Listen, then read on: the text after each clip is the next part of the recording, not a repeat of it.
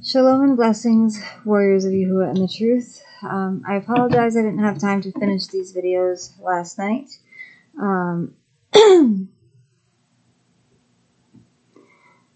I was just wanting to spend some time with my husband when he got home from getting all his stuff done from having to do the laundry after work and go back and forth. So when he finally got home, I just wanted to get the laundry folded and put away and then spend some time with my husband. So now I have some time today while he's at work so I can finish these videos. We are still in the beginning of the BYNV.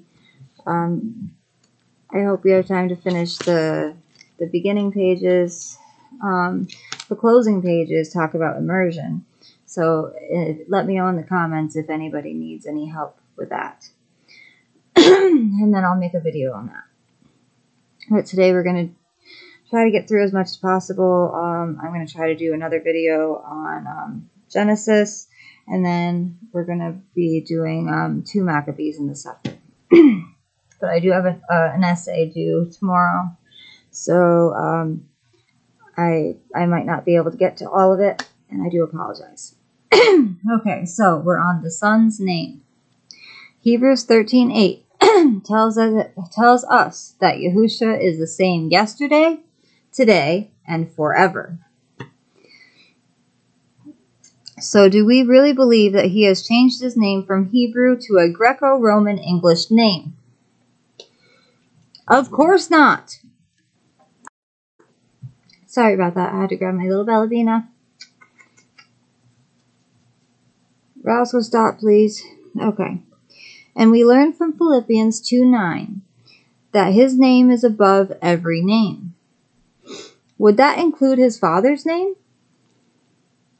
No, it wouldn't. And here's why.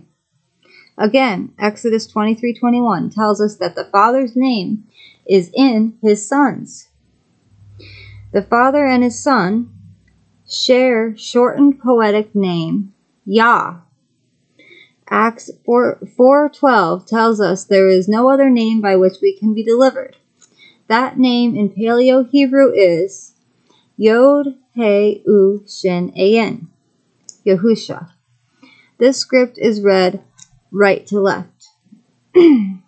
Notice that the first 3 vowel letters are exactly the same as the Father's name, Yahuah. Next we have the letter Shin, which is sh, or sh, and finally the Ayin, which is essentially silent, but is represented by a rough breathing sound in the back of the throat. Hebrew is written right to left. The Greco-Roman English name, Jesus, would have been unknown to Yahusha. Crazy, right? Jesus has no meaning in Hebrew, whereas Yahusha means Yah is our deliverer, or I am your deliverer.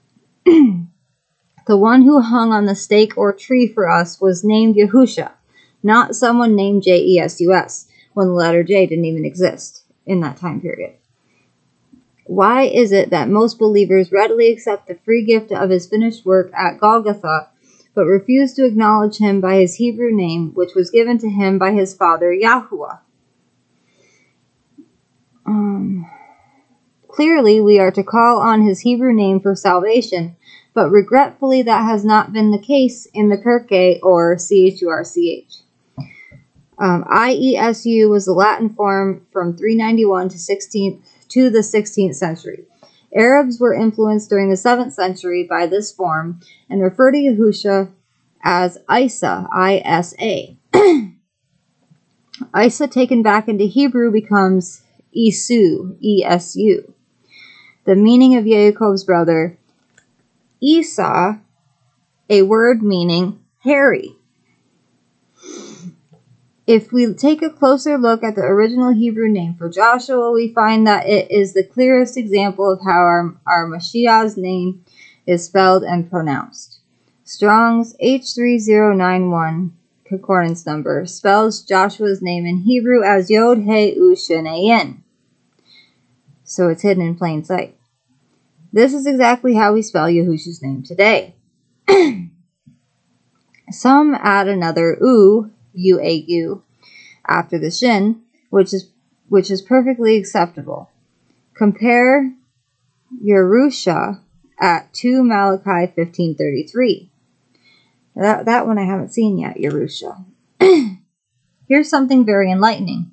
If we look up the name Jesus in Strong's Concordance number G2424, it is sounded out as Iesus. Kind of sounds like Zeus. But refers us right back to Joshua in Strong's Concordance number H3091, Yehoshua. For further proof, we go to Acts 7:45, where we find the name Joshua in our English scriptures. But what's amazing is that is the exact same number in Strong's Concordance number G2424, which is used for the name Jesus. Names are always transliterated from the source language to the target language by their sounds. Names have meanings, but it is not proper to translate them. In short, names are transliterated by the sound of each letter, no matter what the alphabets used may be. Just as our own name in English will always sound the same, no matter what foreign alphabet it may encounter. What do we do with the alternative spellings, such as Yeshua with the little mark above next to the Y, and then it says Shua, Yeshua, or Yahshua. I've also seen it Yahushua, but I feel like that means may his name be blotted out. Some claim that Yeshua and Yeshua is the shortened Aramaic form for his name. Others declare that Yeshua is a form of Yeshu, an unscriptural acronym for Yahushua's name, and stands for Yamak Shmo Yuzikro, meaning may his name be blotted out. Yes, that's what I thought. So we can see why this would be a name that the enemy would like us to use, because every time we speak Yeshua, we are in essence declaring that his name be blotted out. I am just reading some history here. I love you, Abba Yahuah. The form Yahshua leaves out the U, the U-A-U, which is the vowel letter sound U or O-O next to each other. 2 Timothy 2:15 tells us we are to rightly divide the word of truth. So what has been hidden or whispered in secret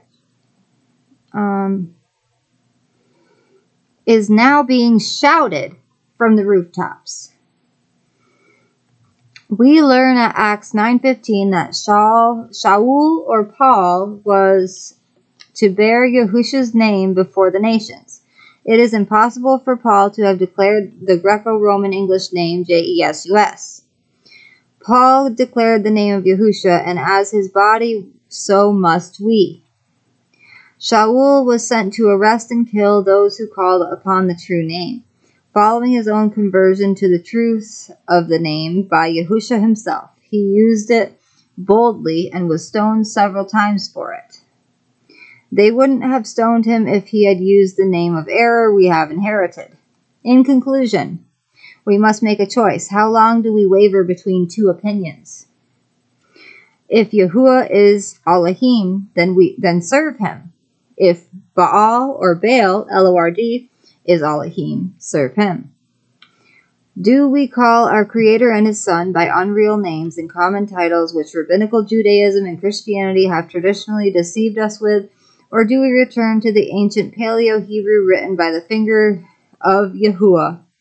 His scripture is the final authority in our lives. Then the answer is very clear. Scripture reveals Yahuah and Yahushua's correct identity through the Paleo-Hebrew names, and it's upon this foundation that we must stand firmly. Yahushua revealed that he is Al Shaddai at Revelation 1:8, explaining the mysterious use of the identity marker Aleph Tah throughout the Tanakh. Yahuah is one. And he became flesh and dwelled among us in the form of a man. The name is the key of knowledge. which has been withheld from us, and it will unlock the revealed word to anyone who accepts it, giving understanding and wisdom to the simple. Yahushua has revealed his identity through the Aleph Tah revelation. The very idea there is a key validates that there is something to be unlocked. That would be the Besorah, the message of Yahushua. He said he would be with us, and only one being is capable of being in more than one place at once. Now you know who the Father is and who the Son is. This book is his message to all mankind to teach us how to love him and love one another. I'm going to split this up into a few different sections so that my voice can get a little better. My voice has been a little scratchy this morning, so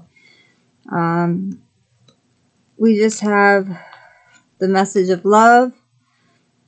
This translation is different. The script in its historical context. What is the message? And David, Dawood, or Dawood. And